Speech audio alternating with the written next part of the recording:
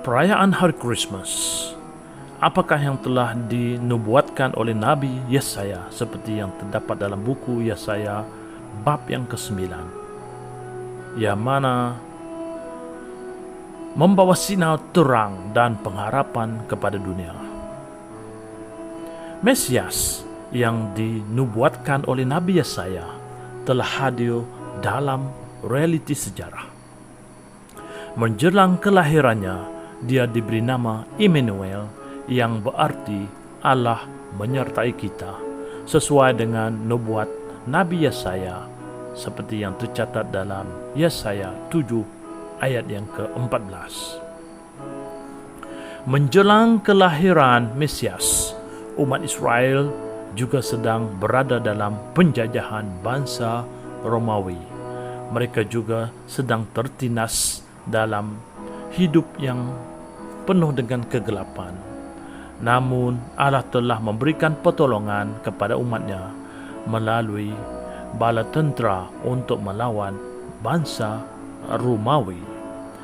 Pada saat umat Israel berada dalam kegelapan dan penderitaan, Allah mengurniakan Mesias, yaitu Tuhan Yesus Kristus. Mesias dilahirkan juga tidak dalam lingkungan kerajaan yang gemilang, tetapi dalam cara yang sederhana. Mesias yang dinubuatkan oleh Nabi Yesaya itu ternyata lahir dalam palungan, yaitu tempat makanan ternakan. Walaupun di atas bahu Kristus terletak lambang pemerintahan Allah, Dia yang memiliki hikmat yang tiada bandingnya sebagai penasihat ajaib, Allah perkasa, Bapa yang kekal dan Raja damai, ternyata secara duniawinya Dia lahir dalam keadaan yang sederhana dan kemiskinan. Dari sudut pandangan dunia, kelahiran dan kedatangan Yesus pada waktu itu sungguh tidak masuk akal fikiran manusia. Nubuat Nabi Yesaya yang menyatakan bahawa umat Israel kelak akan menyaksikan satu terang yang besar, sehingga mereka akan mengalami kesukaan begitu besar yang akan disampaikan oleh para malaikat Tuhan kepada para gembala. Mereka diharapkan menjadi saksi untuk memberitakan kesukaan besar untuk seluruh dunia. Para gembala kemudian diutus oleh malaikat Tuhan menyaksikan berita besar tersebut agar seluruh bangsa dan umat manusia dapat mengalami kesukaan yang besar. Buku Matius bab 1 ayat 21 mengatakan bahawa Ia akan melahirkan seorang anak laki-laki, dan engkau akan menamakan dia Yesus, karena dialah yang akan menyelamatkan umatnya dari dosa mereka. Seluruh sejarah Israel dibimbing Allah sedemikian rupa sehingga perjanjian-perjanjiannya dengan Abraham dan Raja Daud yang rupa-rupanya telah menjadi sia-sia dalam penawanan ke Babylon, kini memperolehi penggenapannya dalam kedatangan keturunan Abraham dan Daud, yaitu Mesias. Itulah sebabnya Yesus, seperti yang dikatakan oleh Matius dalam bab 1 ayat 1, adalah Kristus ataupun Mesias, anak Daud dan anak Abraham. Melalui rangkaian nama dan gelar yang ditempatkan di bahagian kepala ceritanya, Matius menyuarakan tema mengenai jati diri Yesus dan menjadikan tiap-tiap gelar itu sebagai wacana untuk mengenalinya, seperti yang ditunjukkan di dalam bab 1 ayat 16, yaitu Yesus adalah nama pribadi utama dalam cerita Matius.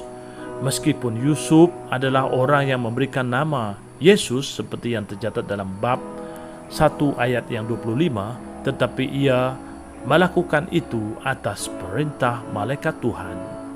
Karena itu, akhirnya Allah sendiri adalah sumber bagi nama Yesus.